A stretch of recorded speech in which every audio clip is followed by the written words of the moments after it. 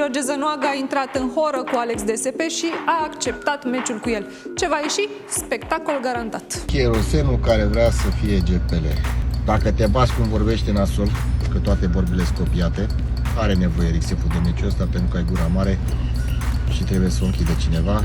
Pe majoritatea pe care am bătut prin Rixef s-au lăsat, după aia nu i-am mai văzut. Tu vei fi următorul.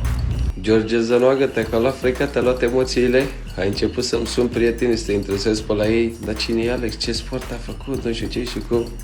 Și după ce ți-am spus ea, te-ai retras. Descoperă misterele faraonilor, joacă Egypt by DMS.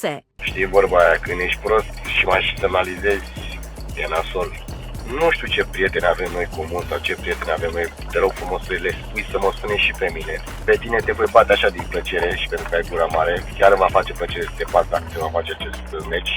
Eu te voi bate pe tine atât de rău încât va fi și primul, dar și ultimul tău meci în RXF.